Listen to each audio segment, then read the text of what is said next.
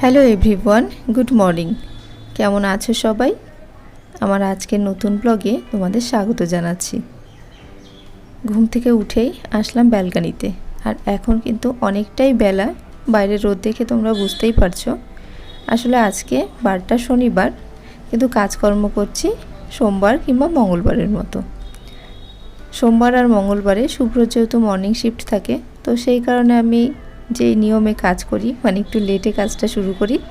আজকে শনিবার হলেও শুভ্র গেছে মর্নিং শিফট, তো সেই কারণে কাজ করতে লেট হয়ে যাচ্ছে।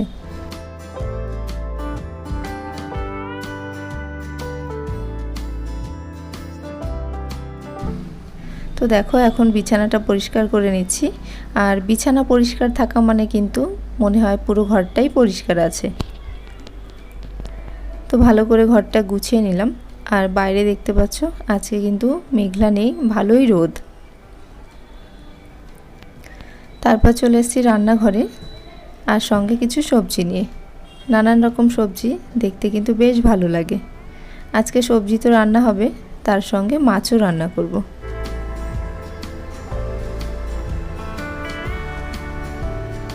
মাছটা একটু আগেই বের করে নিলাম, বরফ ছাড়তে ছাড়তে সেই দিকে আমার সবজি কাটা হয়ে যাবে।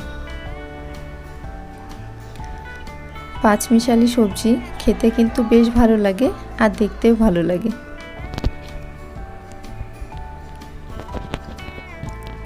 এখন কিন্তু বাজারে সবজির দাম খুব একটা বেশি নয়। সবজি বলতে আলু বলছি না, পটল, ঝিঙে এই সমস্ত দাম কিন্তু অনেকটাই কম। যেহেতু বর্ষা চলছে, সেই কারণে সবজির দামটাও কম। তো এই টাইমে কিন্তু যতটা পারা যায় সবজি বেশি বেশি করে কেনাও যায়, খাওয়াও যায়। তো এখানে দেখো, আমি খুব পাতলা পাতলা করে ঝিঙে, আলু, পটল সমস্ত কিছু কেটে নেব। আসলে প্রত্যেক দিনের রান্নার জন্য আমি সবজির সাইজ খুব একটা বড় রাখি না, একদম পাতলা পাতলা করেই কাটি, যেন রান্নাটা তাড়াতাড়ি হয়ে যায় আর সবজিগুলো তাড়াতাড়ি সেদ্ধ হয়ে যায়।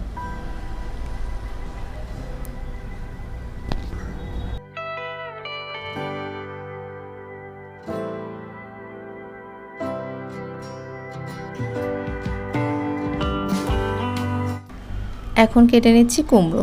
আর নিরামিষ তরকারিতে কিন্তু কুমড়ো দিলে তার টেস্টটাও কিন্তু অনেকটা বেড়ে যায়, বেশ ভালো লাগে।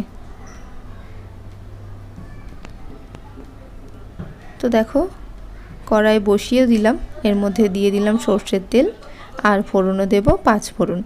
নিরামিষ যে কোনো সবজিতে 5 ফোড়ন কিন্তু বেশি ভালো লাগে। তো দেখো, এবার সবার ফার্স্টে আমি আলুগুলো দিয়ে কিছুক্ষণ ভেজে নেব। কয়েক মিনিটের মতো ভাজবো, একদম সেদ্ধ হয়ে যাওয়ার মতো কিন্তু ভাজবো না। যেহেতু নিরামিষ সবজির মধ্যে আলু আর পটল এই দুটো কিন্তু ভেজে নিলে টেস্ট বেশি ভালো আসে। আলাদা আলাদা ভেজে তুললে কিন্তু সবজির টেস্ট অনেক বেশি ভালো আসে, কিন্তু আমি আবার আলাদা আলাদা করে ভেজে মানে অত তেল দিয়ে রান্না করতে চাই না, তো সেই কারণে আমি একেবারেই দিয়ে দিই। তো একটু আলু আর পটলটা ভাজার পর দিয়ে দিলাম আদা। আর নিরামিষ তরকারিতে কিন্তু আদা জিরের ফ্লেভারটাই বেশি ভালো লাগে। এখন দেখো, সমস্ত সবজিগুলো দিয়ে দিলাম, আর দিয়ে দেবো পরিমাণ মতো লবণ আর হলুদ গুঁড়ো। আর কাঁচা লঙ্কা তো দিয়েছি, আর লঙ্কার কোনো দরকার নেই, 3টে লঙ্কাতেই যতটা ঝাল আসে। এবার খুব ভালোভাবে ঢেকে ঢেকে আমি সেদ্ধ করে নেব। আর যেহেতু ঝিঙে দিয়েছি, ঝিঙে থেকে যতটা জল বেরোবে তাতেই কিন্তু সবজি প্রায় অর্ধেকের বেশি সেদ্ধ হয়ে যাবে। এখানে মাছ রান্না করব, তো মাছের জন্য দেখো সর্ষে, রসুন আর কাঁচা লঙ্কা নিয়েছি, বেটে নেব।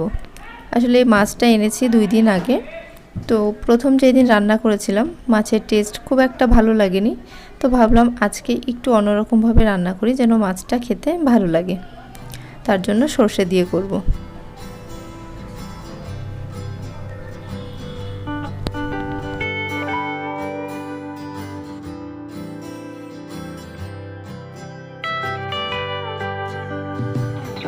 তো দেখো, লাল লাল করে মাছগুলো ভেজে নিয়েছি। এবার ওই তেলের মধ্যেই আমি সর্ষে বাটাটা দিয়ে পরিমাণ মতো একটু লবণ হলুদ দিয়ে একটু সামান্য ভেজে নেব। তারপর দিয়ে দেবো পরিমাণ মতো জল। আর সর্ষে দিয়ে খুব বেশিক্ষণ ফোটালে তিতো হয়ে যায়, কিন্তু আমি যতদিনই রান্না করেছি তিতো হয়নি, তো জানি না কেন এটা হয়। তো দেখো, মাছের তরকারিও একেবারে রেডি। এখন বিকেল 5:30 বাজছে, আর আমি আসলাম গাছে একটু জল দিতে। এই গাছগুলো তোমাদেরকে দেখিয়েছিলাম, অনেকটাই না বড় হয়েছিল, বড় হয়ে হয়ে একদম এই বাইরে চলে যাচ্ছিল। আর মাটিটাও খুব কম থাকাতে পাতাগুলো দেখেই বুঝতে পারছো কীরকম সরু সরু। তো সেই কারণে আজকে মাটি ভর্তি করে দিয়েছি, একদম নিচে যেই গাছগুলো ছিল চাপা পড়ে গেছে, তারপর ডাল ভেঙে ভেঙে আবার ছোট ছোট করে লাগিয়েছি। মাটি যখনই কম থাকে আর গাছের সংখ্যা বেশি থাকে তখনই দেখি এরকম সরু সরু পাতা হয়। আর এমনি মাটি জল ভালো থাকলে কিন্তু বেশ মোটা মোটা পাতা বেরোয়। তো একটু জল দিয়ে দিই, মাটি দেওয়ার পর আমার আর জল দিতে মনে ছিল না, এখন দিয়ে দিলাম। বেশি জল দিলে আবার বেরিয়ে আসে নিচ দিয়ে, ঘরটাই নোংরা হয়ে যায়। আর এটা দেখতে পাচ্ছ, এই গাছটাতে জল দিয়েছিলাম না, একটু দিয়ে দিলাম। আর এখানের গাছগুলো দেখতে পাচ্ছ একটু পাতাগুলো মোটা মোটা, কারণ এখানে গাছের পরিমাণটা কম আর মাটিটা দেখছো ভর্তি ভর্তি আছে। আর এই গাছে এরে বাবা, এই গাছে দেখো দুটো কুড়ি এসছে, একদম ঝাপসা দুটো কুড়ি এসছে, তার মধ্যে এক গাদা পিঁপড়েও। এরকমই হয়, বেশিরভাগটা না পিঁপড়ে হয়ে যায়।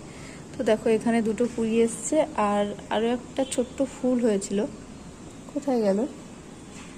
আর একটা কুড়িতে না ফুল ফুটেছিল, এই তো, এই দেখো এটাতে দেখো ছোট্ট একটা ফুল ফুটবে। পিঁপড়ে পিঁপড়ে হয়ে যাচ্ছে, পিঁপড়ে হলেই গাছ বাঁচে না। একটু জল দিয়ে দিলাম। তুলসী গাছ তিনটে তো অনেক বড় হয়েছে, বেশ অনেক বড় হয়েছে। একটা এখানে 4টে চারা ছিল, এখন 3টে আছে, আর একটা চারা তুলে এখানে লাগিয়েছি। এখন রান্নাঘরে আসলাম, একটু লেবু শরবত বানাবো। একটু লেবু নিয়ে কেটেও নিয়েছি, আর লেবুটা কিন্তু শুকিয়ে শুকিয়ে গেছে। এরকম শুকনো হয়ে গেলে লেবু যখন একটু শুকিয়ে যায়, কাটার আগে কিন্তু উষ্ণ গরম জলে কিছুক্ষণ ভিজিয়ে রাখলে খুব ভালো হয়, রসটা বেরোয় ভালো। তো আমার আর সময় নেই যে লেবু জলটা ভিজিয়ে, মানে গরম জলে যে লেবু ভিজাবো সেই সময়টুকু নেই। এখন লেবু শরবত বানাবো। আর বাইরে না একটা পাখি ডেকেই যাচ্ছে, কেন ডাকছে জানি না। এখান থেকে কিন্তু খুব পাখির ডাক শোনা যায়, তোমরা নিশ্চয়ই শুনতে পাচ্ছ। দেখাই দেখো, ওই উড়ে গিয়ে ওই তারটার মধ্যে বসলো, এই দেখো ওই তারের মধ্যে বসলো। এই পাখিটা ডেকেই যাচ্ছে, মাঝে মাঝে এই জানলাটার উপরে এখানটায় এসে বসে ডাকে। তো কেন জানি না ও এত ডাকাডাকি করে এসে। তো শরবতটা বানিয়ে নিই। হঠাৎ করেই বর বললো শরবত খাবে, আর লেবু ঘরে থেকে না শুকিয়েও যাচ্ছিল, 2-3টে লেবু ঘরে থেকে শুকাচ্ছিল। তো ভাবলাম যে শরবত বানিয়ে নিই, তাহলে লেবুটা নষ্ট হবে না। জল নিয়ে নিলাম, আর একটু জল নিই, 2 গ্লাস বানাবো।